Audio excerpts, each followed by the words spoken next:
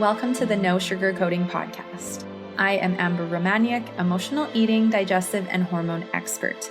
I am also the founder of amberapproved.ca. I support professional women achieve optimal health through mindful eating, self-care, and overcoming self-sabotage with food. This podcast provides the honest truth on what you really need to create body freedom. The No Sugarcoating Podcast provides information on healthy living, lifestyle changes, nutrition, and diet, and is intended for informational purposes only. Always seek the advice of your healthcare practitioner regarding your health and nutrition program.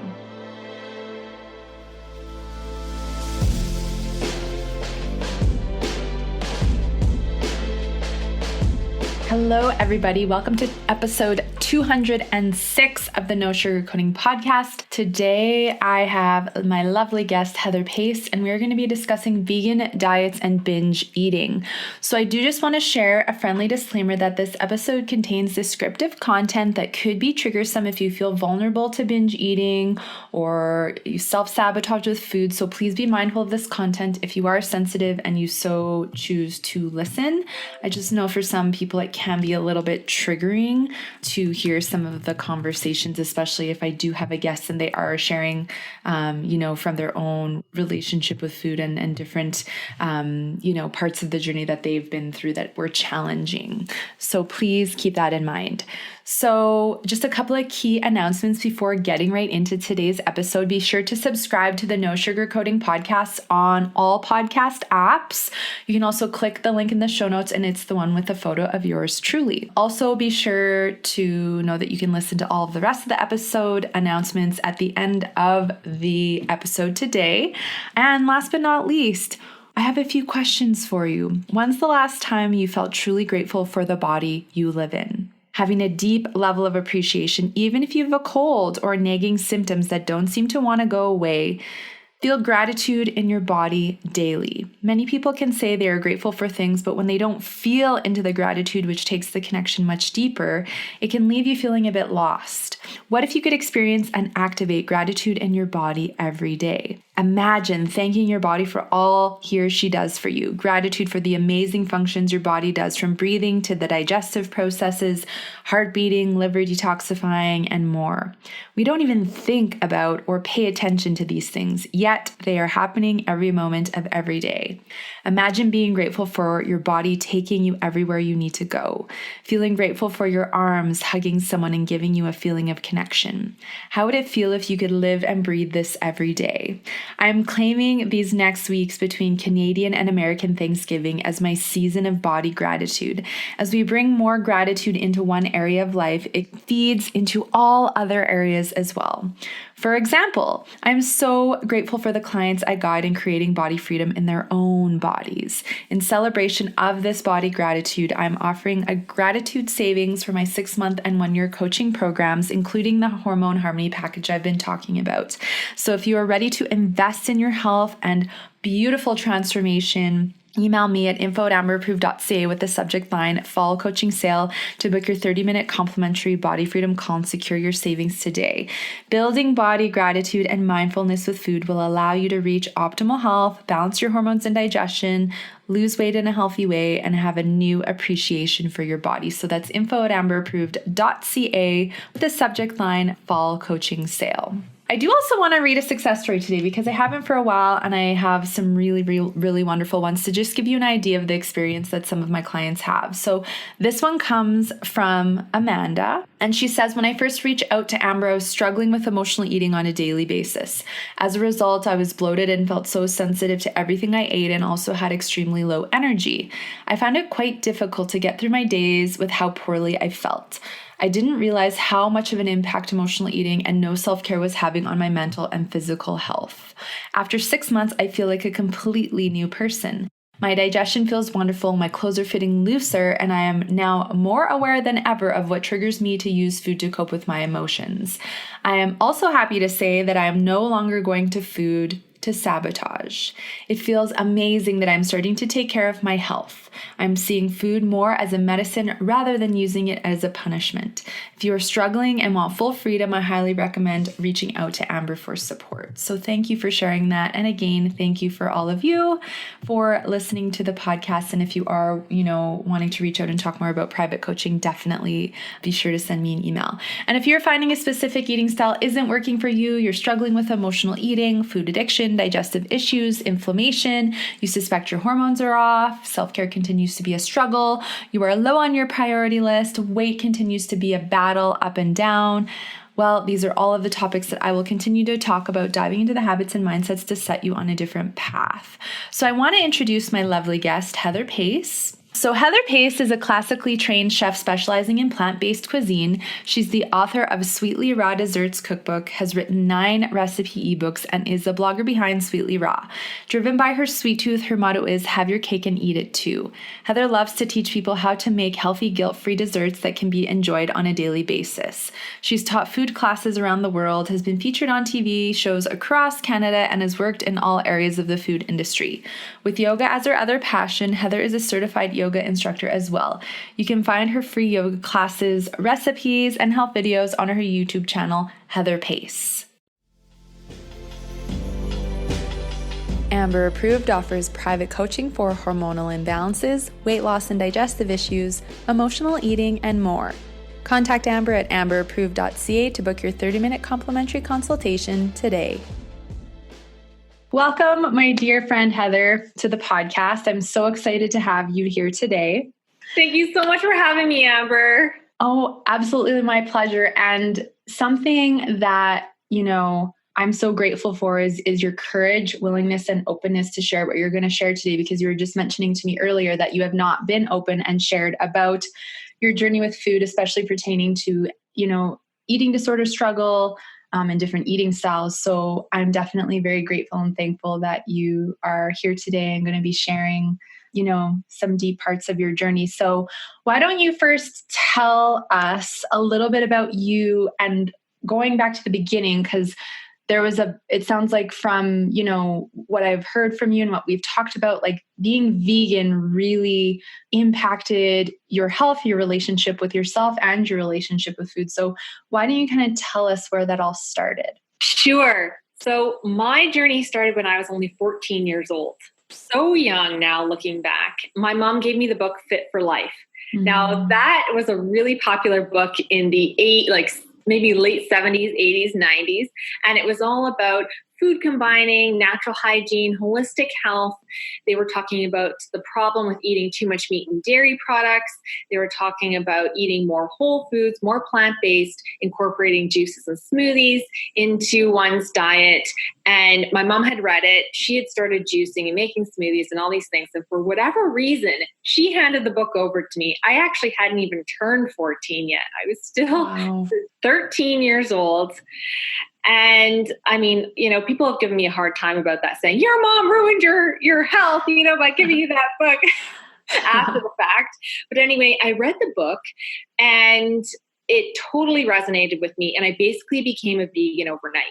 Now, they weren't saying you need to become a vegan, but the essence of it was like, be more plant-based. Right.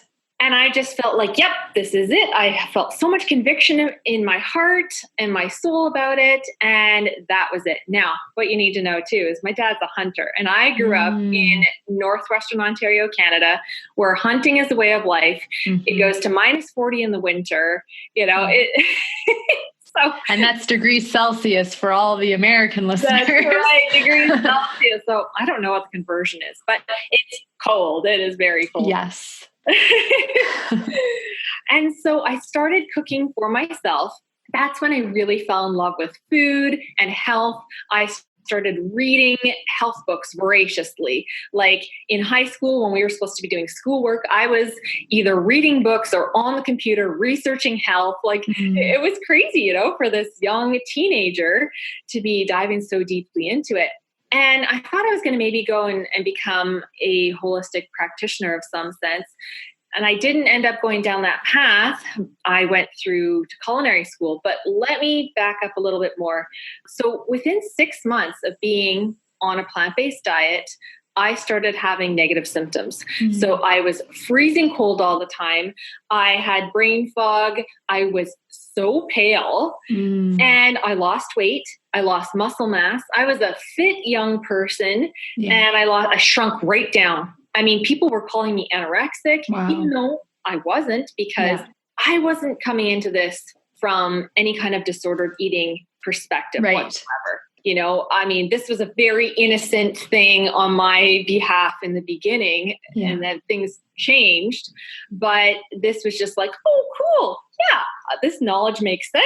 Let's do it. Right. And I had all that gusto in me. And I was never an ounce overweight. Like I said, very fit and healthy.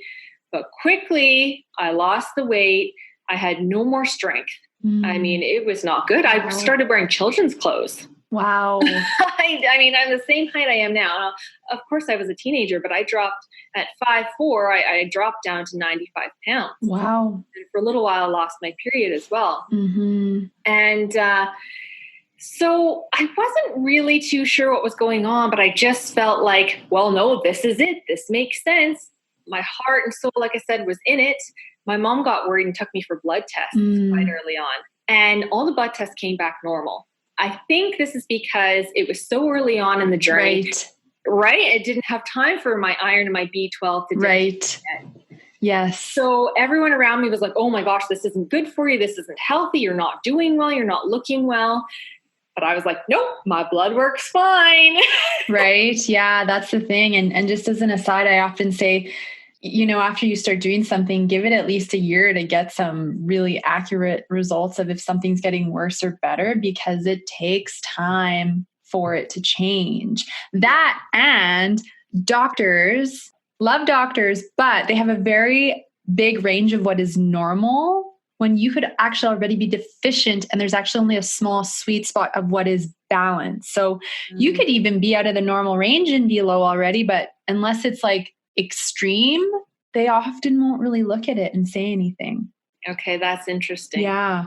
And it's not like I got to see the numbers or I really understood the numbers at that time, you know, not that I'd really understand them now, but I do have a little bit more understanding just because of all that I've been through. Like I understand what's normal and low for iron and things like that. So I kind of carried on, and here's where things got really tricky. My body was obviously deprived. My brain was deprived. And that's when I started, even before that, I was actually food combining and I was calculating the digestive times of foods. Oh, okay. So like for all your proteins and things? No, it was kind of like, okay, I know that an apple takes 30 minutes to digest. So I eat the apple, then I can eat the banana, and the banana takes an hour to digest. So I'm always on the clock. I'm always waiting and watching, you know, okay, now I'm going to have my perfectly combined like chickpeas and vegetables. Got to wait 3 hours before I eat them. So this pulled me so far out of intuitive eating. And until that point, I was an intuitive eater. Right. You ate what felt good for you. I ate what felt good, even if that meant an ice cream sundae, you know? Yeah. But I had no digestive problems, no health problems. Yeah. And now all of a sudden, I became extremely orthorexic. I needed everything to be clean and pure. And I got stressed out if I couldn't. And dining out wasn't really an option. Even eating with friends stressed me out. And I didn't want to do it because I needed to be in the comfort of my own home or have control over my food in some way. Right. And I know that you can relate to this 100%.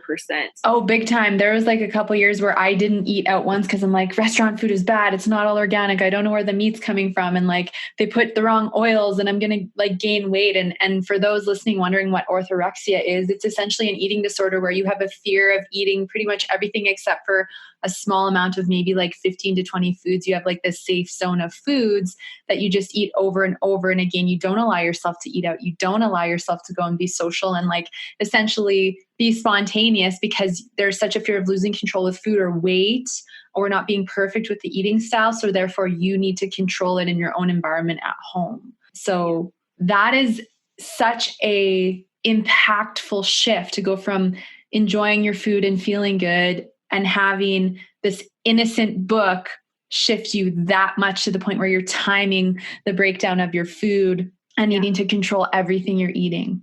How did that make you feel at that point? It's funny because when you're in it, it's different than me looking back on it now and seeing that it was so disordered. Mm-hmm. But in the moment, I was just in it, and that was just what it was. Yeah. And so I wasn't as social anymore. I needed to stay home. I needed to control. I needed my foods. And then what happened is, because I was feeling like I wasn't having enough, my body was not getting what it needed, I started to binge. Mm. And so when, the pendulum swings one way, it's gonna swing another way, after a while. So then I found myself in the binge and restrict cycle very early on, like about a year in. And so then I started getting into fruit fasting because, I think they had also talked about, or somebody had talked about, cleansing your body through fruit fasts.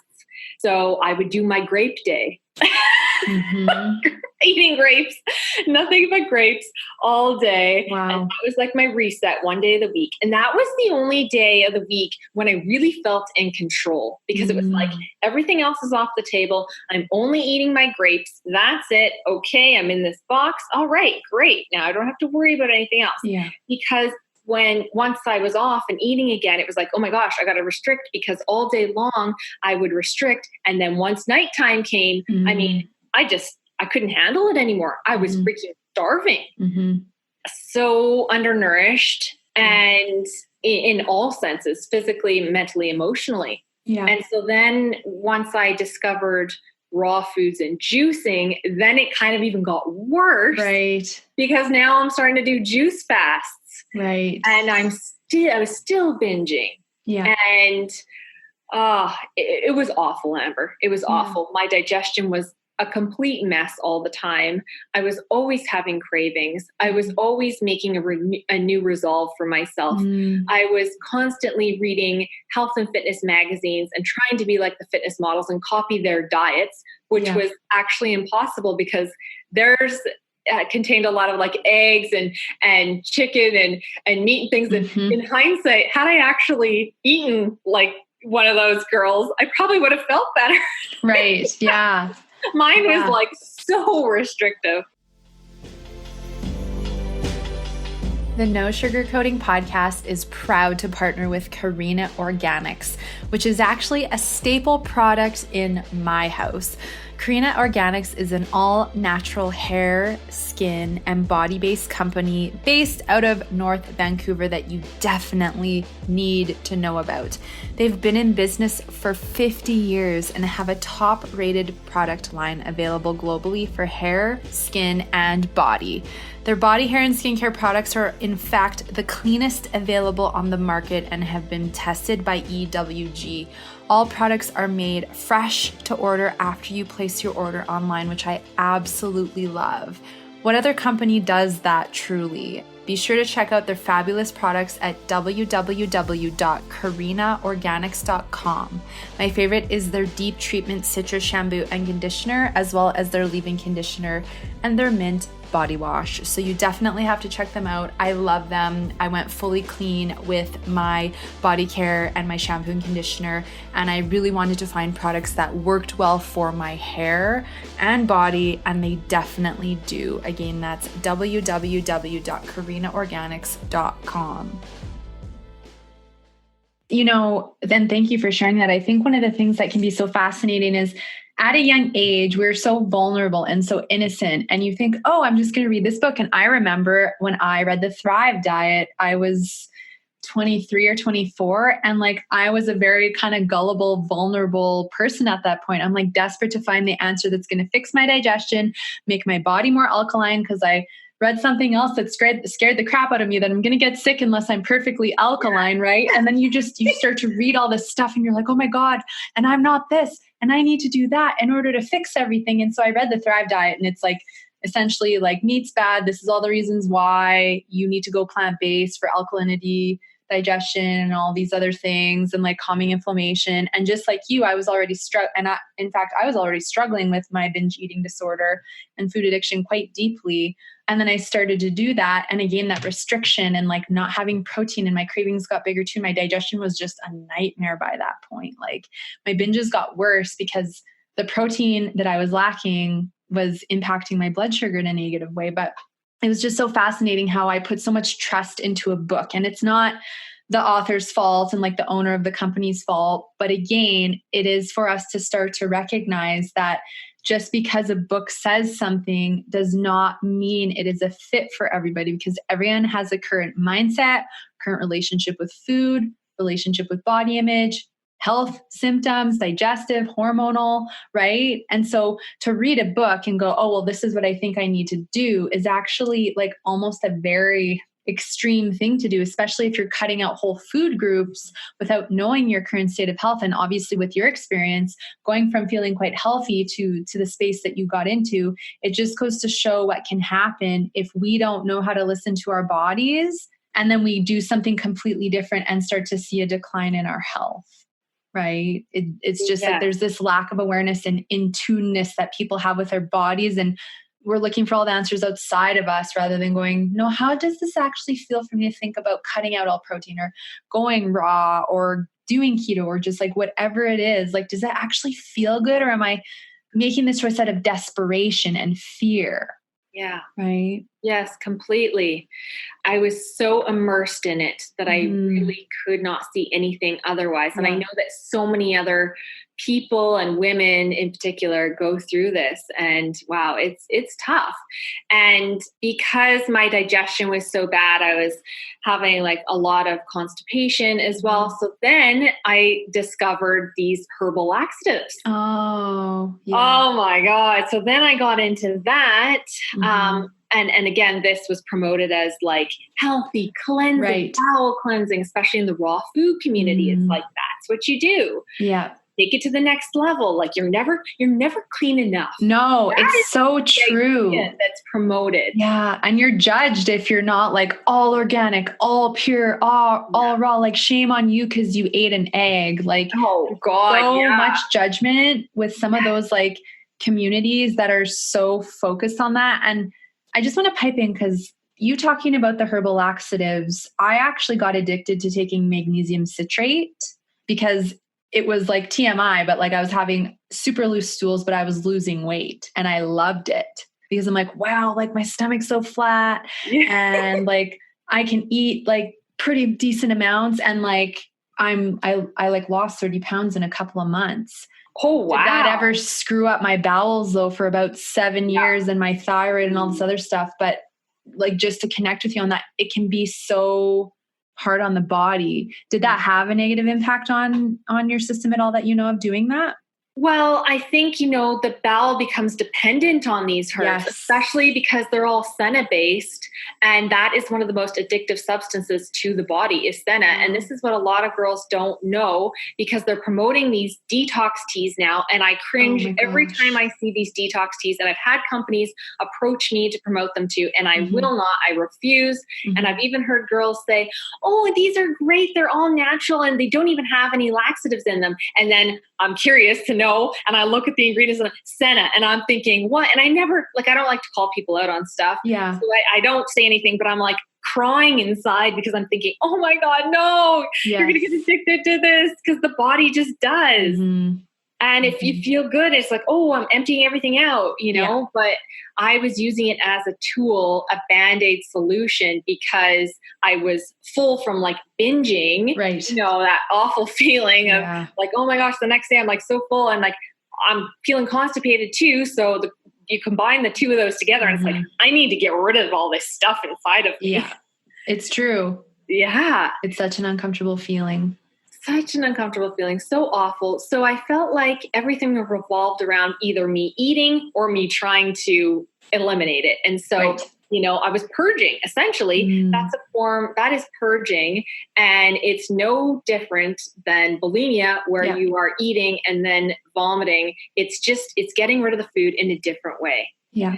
And, I actually tried vomiting one time. I was so full, Amber. I had binged. My stomach was distended. I felt horrible. I felt gross.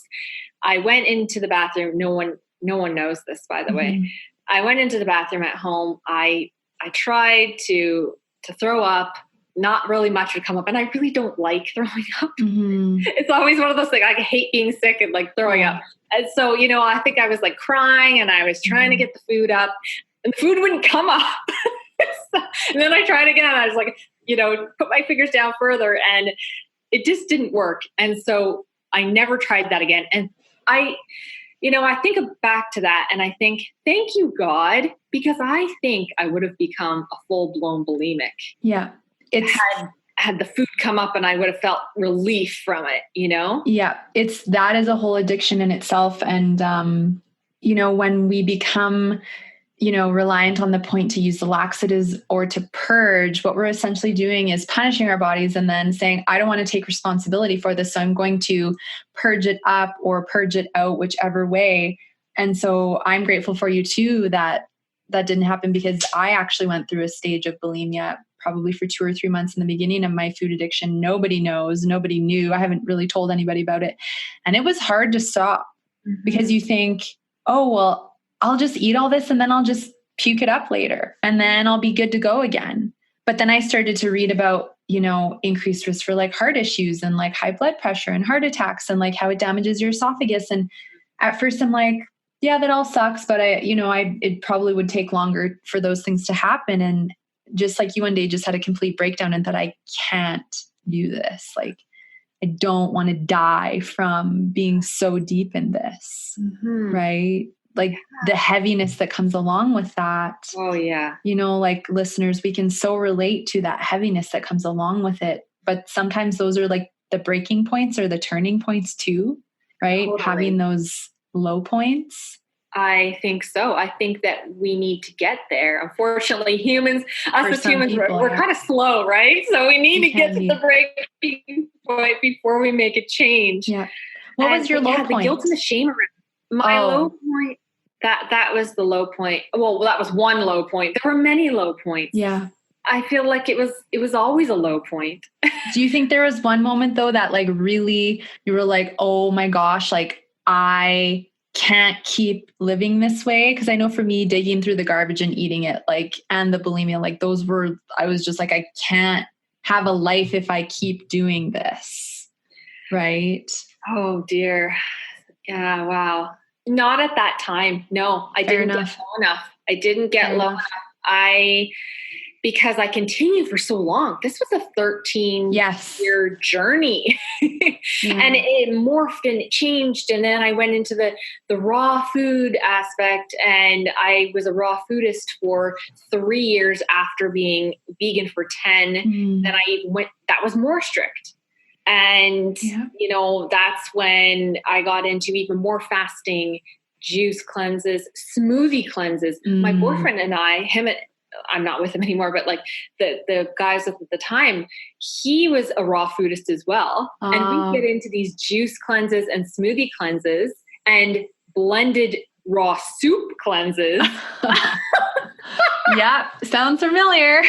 Oh my gosh. It was terrible.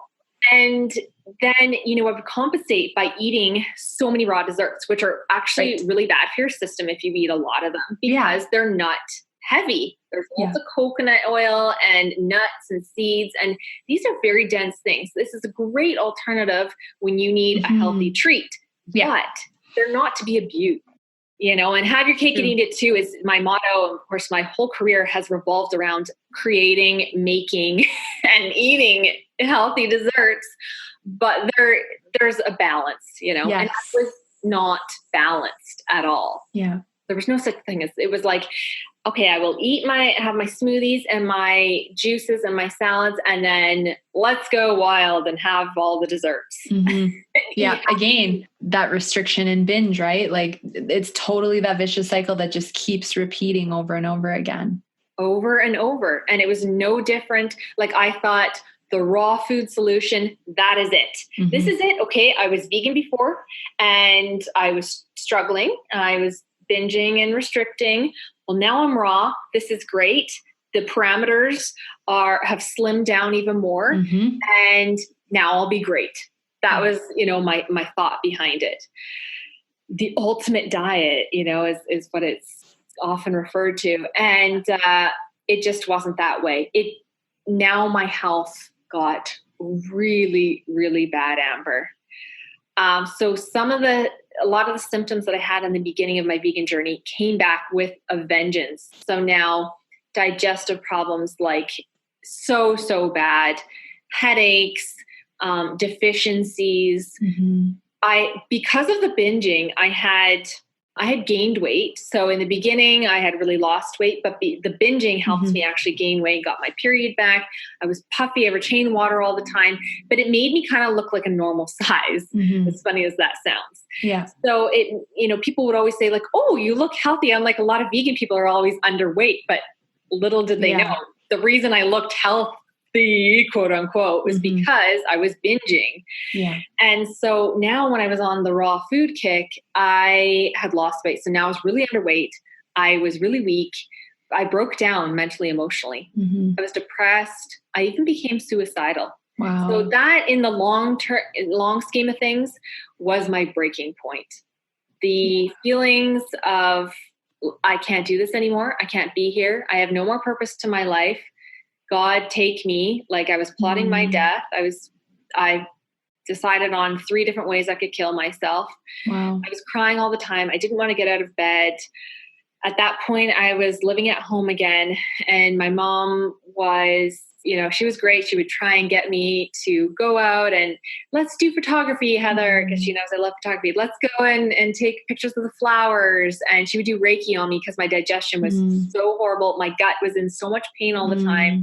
I was doing enemas. I got addicted to enemas. Wow. Yeah.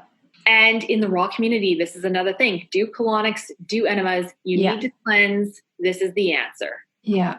Oh, Amber, like it's horrible.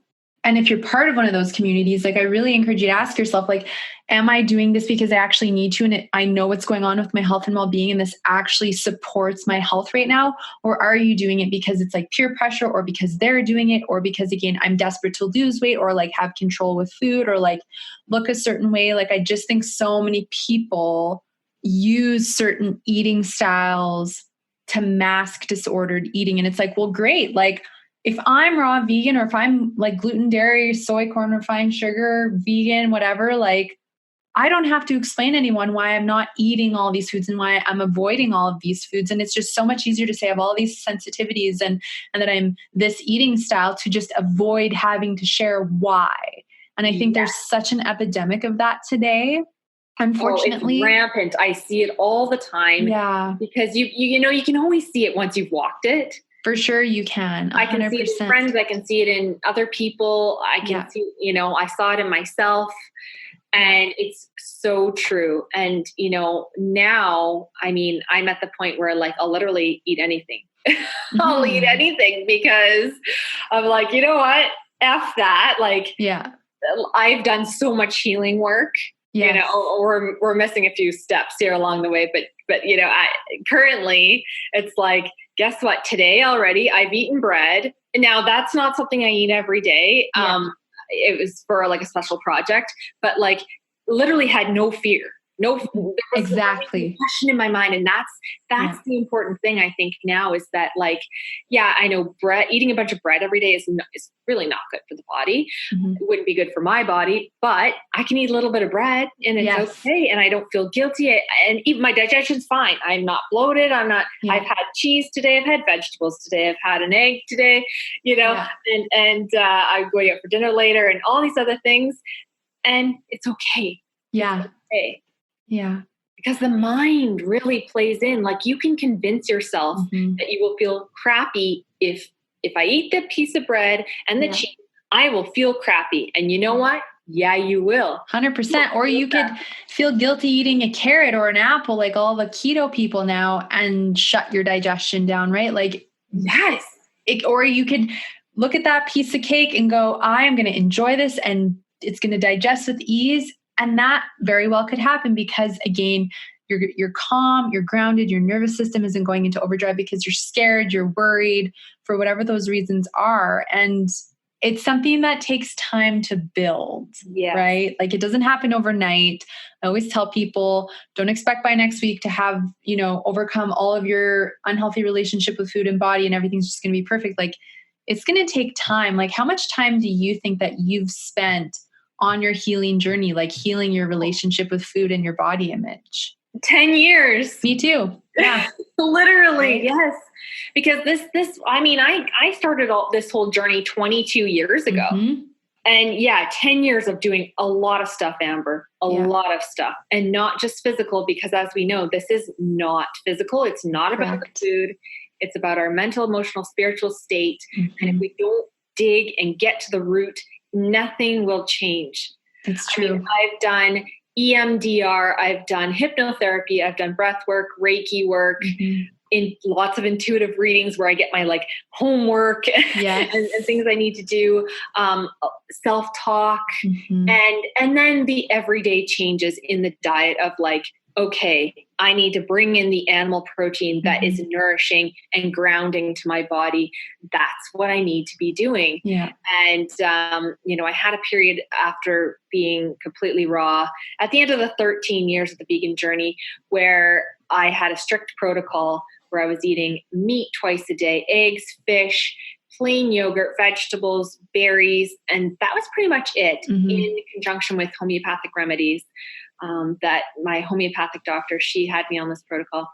And, that was very healing and great at the time. And now, things are more balanced. But it's been a journey. And I have to say, it's still not perfect. No, it never will be. Never will be. I love that because it's so true. And I always used to think one day it'll be perfect. I'll be great, be healed. It's always a work in progress. I'm still battling my sugar addiction. Yeah, fair enough. Right. But it's to let people know that you're human too. And just because, what we see on social media or online, sometimes can, wow, they must just have it all together. They must have the perfect life. It's you never know what's going on with people behind the scenes, whether it's things like that, or you get different symptoms, or you're going through some emotional struggle or growth. There's always more healing to do from a spiritual, energetic, emotional, physical, mental level. And there's always growth that can happen if we're open to it. And the more we do that, again, the more grounded and intuitive and emotionally lighter we're going to feel. So I think that there's so much to be said, though, first for dealing with the relationship with food and the body image, because I think those are two of the most important pieces that people need to deal with first to then gain the freedom and then also then be able to go into the deeper work. Because there is no freaking way that I could have dealt with my abandonment and attachment issues 10 years ago, when I was deep in my food addiction. I had to go through all that first. And now I'm feeling pretty free of that stuff. But it took, right? Dealing with those other layers, right? You have to pace yourself. And like you said, layers. Yes. It really is layers, and it cannot be done all at once. It really does take the time and the integration. And why do you think it's important to take the time that you need for your unique journey and to not rush it or compare it to anyone's else? I think that, well, number one, it takes years to build things up. Yeah. So we can't expect that we're going to be able to undo it in 1 or 2 sessions. And also, I believe that some of it is ancestral. So we're taking on the lineage and things. It's coming along with us. It's literally lifetimes of baggage. So, we have to understand that it will take time and it's okay. And we're not bad people. If we go to one session and it's not healed, we can't expect for it to be that fast. Yeah. And it's okay. I think it's there's so much guilt and shame around this that we want, and we live in a society where we want the quick fix. Yeah. And it's no. This is okay. We can take the time and we're worth it. We are worth it. Yeah. Well, and think of the freedom. Yeah. The freedom that you have physically, mentally, emotionally, spiritually from doing the work and taking your time. Think of how the quality of your life will be for the rest of your life ahead of you by doing the work and taking your time with it now, versus if you're distracting yourself with all the quick fixes and the dieting, your life is consumed by that. Like, how often did you think about food and obsess about food, and like your cravings just took over, right? Oh my God. Every second of the day, I was constantly thinking about food. Yeah. What am I going to eat? What did I just eat? And I was never a calorie counter. Yeah. But, I told you about the digestive times and food combining and all of that. And like being obsessive about all aspects of the food. How, like, is that going to make me fat? Shoot, I ate too much yesterday. So now I better restrict today. And it's just horrible. Yeah. Just horrible. Yeah, it really does take over your whole, and then you can't enjoy the present moment, and, or, a lot of people will isolate if they restrict or binge rather, because then they don't feel well and they're bloated and they don't want to go in public, or certain clothes don't fit, or they don't feel worthy. Right. So there's that whole aspect of like how it impacts your social life, your love life, your business, your career. Like it impacts everything. So often I didn't want to see friends because, it's funny because I heard you say this on another podcast or somewhere, you were talking about the same thing. And I was like, yes, I can relate. Didn't want to see friends because I felt like I had gained weight or was like retaining water or something, looking puffy, feeling gross. And I didn't want anyone to notice that I've gained weight. Yeah. So, I would avoid social situations, and even, people who are my near and dear friends who wouldn't have judged me, but I couldn't go there. I just couldn't. Yeah. So I would hide out. And what does that cause? More eating and restriction and eating and restriction, know? Exactly. Yeah. So what do you think are some of the key signs of like having an unhealthy relationship with being vegan or being raw? I think that when it starts to consume your thoughts, just like we were talking about, that's a problem, because regardless of what your eating style is, that's showing disordered eating. We shouldn't need to be consumed with it 24/7. You eat for fuel, you enjoy food, and then you carry on with the day. But when it becomes like your life, I think that's a huge problem. And so many of these are eating disorders disguised. So I think if someone's feeling upset because they ate something wrong, or if eating something is causing them to now binge because they weren't perfect and they went off the rails because, it's either all or nothing, then I think that's a huge red flag to be aware of. That's when I'd say like, it's just not working. Or the other thing is feeling hungry all the time. This is something that I experienced, and I know a lot of other vegans have experienced too, that constant hunger. It's like the body is talking. Oh, and I just thought of another one. This is crazy. I used to have dreams about eating chicken or meat. Wow.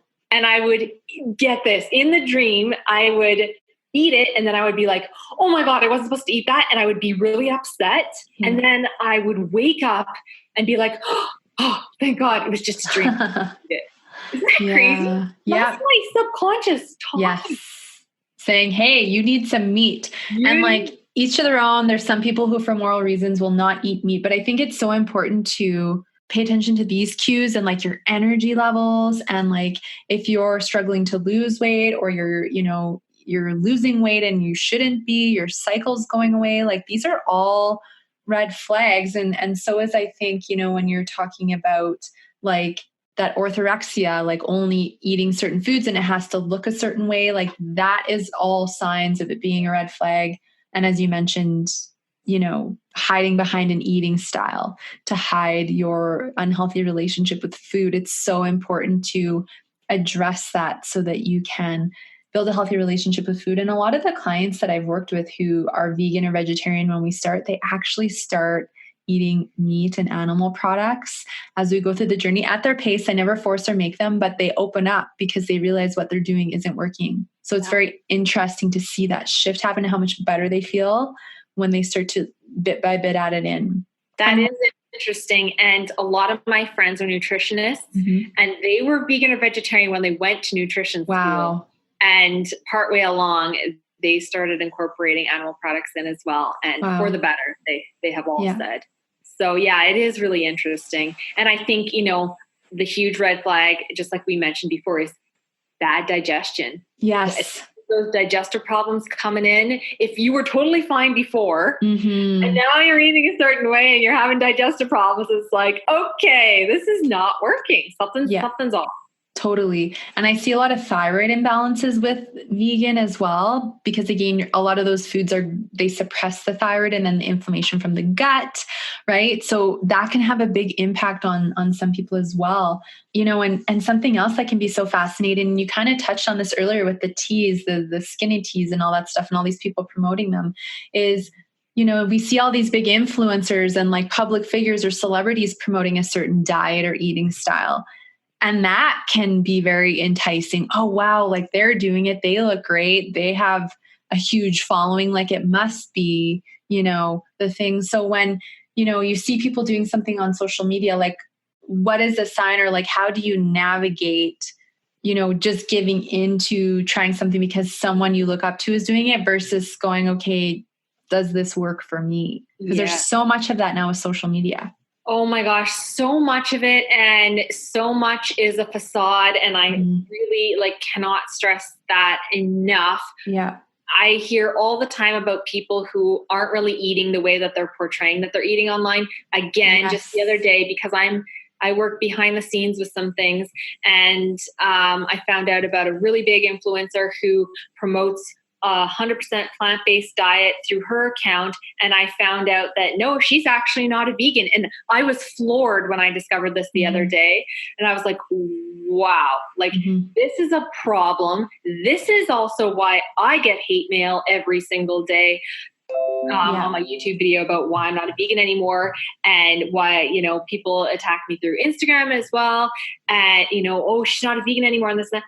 Well, guess what, people? Half the influencers that you're watching who appear to be plant-based, they're not, they're not fully plant-based. Yeah. But, and it's so sad that people feel like they need to put that image forth because they are going to get attacked if they're not. It's, being vegan and being plant-based right now is so trendy. Yes, so it is. You gotta go along with the masses. Yeah. And I think sad. It is sad. And I think it's so important that we respect each other and respect what other people are doing and not shame other people because they change their eating style. That's going to hopefully help them support their health and feel better. And I think, instead of just doing something because someone with a big following or someone who makes a lot of money or is a celebrity, following them for just those reasons isn't enough. It's so important to understand your body and to really take some time or get support and work with someone and ask them, like, is this going to work for me? Or are there other things I need? Because often it's just not one eating style that's the answer. It's like different pieces. And of course, it's so much more emotional than we realize. And I can so relate to you on the influencer piece. I've definitely found out and heard of my own experiences of really influential people who are just really in it for the money. So you never really know, unless you personally know that person, what the motives are, because you can make everything just look so consistent and perfect on social media. And so I think it's important to do your research. And again, always come back to, does this feel really good to me? Like, does this feel light and exciting and make me happy and make me feel good? Or do I feel heavy and tired and bloated even just thinking about it, right? Because it's so important to come back to yourself rather than seeing the glitz and glamour of what we see and thinking that's the way. And what do you think are some healthy signs that being vegan or raw actually may be a safe fit for you for now? I mean, maybe for life, it may only be for a few months or a few years. Yeah, and I'm not against the idea of eating a vegan or a raw food diet at all. I think that it can be an amazing cleansing tool for short term, right? And then you bring in the other foods. But I think it can be really successful if you're feeling really energized and you're sleeping better at night. And, for some people, they say when they cut out dairy, they've had headaches and now the headaches have gone away. And maybe they've lost weight and they just feel so much better. That's a great sign. And then, it can be like that for a period of time. And then maybe if that high energy and stuff starts to taper down, then it's like, okay, maybe I need to make some shifts, but just gauging it on how we feel. Yeah. And again, that relationship with food. So if you start to become obsessive, But if you go, hey, I'm going to eat this way for the most part, but hey, if I want to go, like if I'm traveling and we're going to be hitting up my favorite burger joint or like the steak place, like I'm going for it and I'm going to have that dessert, right? Like it's about that balance. Yes. Right? Totally. You got to live life, and food is supposed to be a fun, important part of life, but we've made it so complicated and we've made it the enemy when we really have to go inside and work on our own mindsets and our own behaviors with food and our relationship with our bodies. Absolutely. It's just that we're choosing food as our quote unquote drug of choice. That's right. And we all have it. We all have an escape, you know. Everybody does. I want to stress that because you and I both know that's so true. And it can be easy to get down on ourselves, like, and start comparing like, oh man, I wish I could be more like her, like my best friend, for example. She will just eat whatever, and she's a trained like holistic nutritionist. She's well aware, but at the same time, she'll eat whatever she wants to. And she eats more than any other female I know.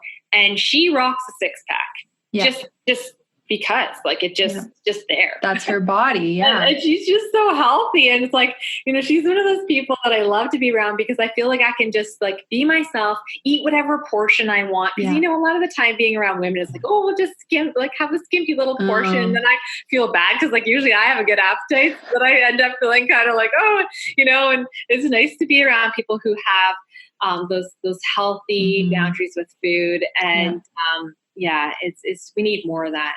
Do we ever? It is so, so important. And, even if you find that you're around a lot of people who are talking about diet, they're in the diet mentality, they're restricting and they're putting themselves down. Like you may even find that your group of friends or your circle that you have to maybe limit your time spent with them as you're overcoming this, because it could be a trigger. And sometimes, it's important to know that there's nothing wrong with you. And sometimes you need to do what's best for you in order to like get over that hump or not become so critical as well. I know for me, and maybe you can even relate, I had to limit time with certain friends because they'd always like, they didn't trigger me to binge, but they always wanted to go get candy and ice cream and all this stuff. And I'm trying to like overcome my sugar addiction, and like eating sugar did not help. Right. So I think it's important to be aware of the influence that's going on around you as well with the relationship with food.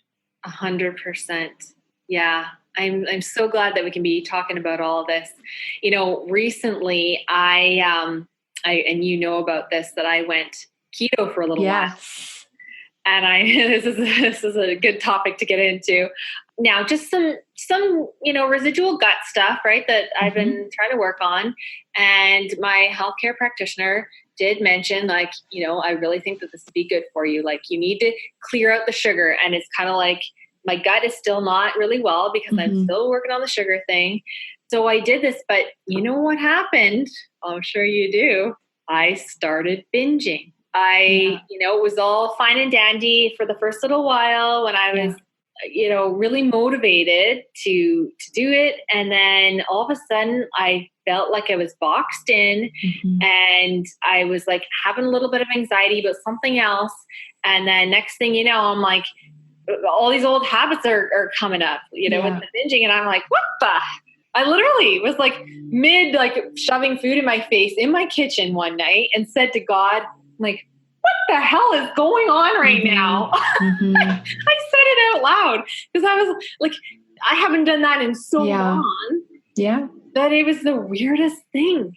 And, I think I was just too restricted. And now I'm really paying attention to sugar. And that's why, like, I just created this, sugar-free treats ebook and started playing around with the recipes. And I'm kind of like resetting my taste for sugar. So I'm doing it in my own way, but I'm not restricting, and I'm certainly not keto right now, but we need to listen to ourselves. Yes.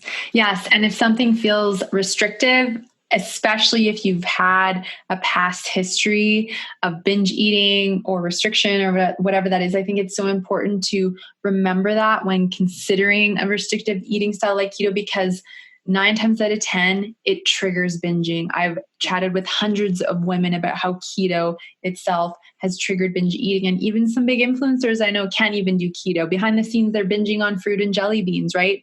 And then these food fears are getting created around eating healthy carbs like fruits and vegetables. So I think it's another fad. And I think it's, so important to bring in balance and overcome that unhealthy relationship with food so that you can actually, work on healing your digestion and do it in your way. I don't think it's like, oh, well, you can never eat sugar again, Heather, or you can't ever have maple syrup. It's like, no, what feels good for you and what feels safe as you step out of that vulnerability and you build your food confidence. It's important to kind of experiment and see what feels good for you, right? Absolutely. It's funny how throughout the journey, there's so much to go through. And, I've really nailed the orthorexia. I've healed that. I've healed the restrictive eating. I've healed the binge eating. And now it's like, okay, I've still got this one little thing with the sugar craving. Yeah. It's still got a hold on me. But now it's like, okay, I'm doing this in my own way, and I'm resetting my taste. It's funny because after eating these very pretty much no sugar treats, very, very minimal, maybe a few drops of stevia, but I even designed them to not even need that. I had something sweet the other day and I was like, whoa, this is so sweet. It's crazy, and I wasn't expecting that, number one. I wasn't even thinking about it, but I thought, oh, that's cool. Because this was so effortless. Yeah.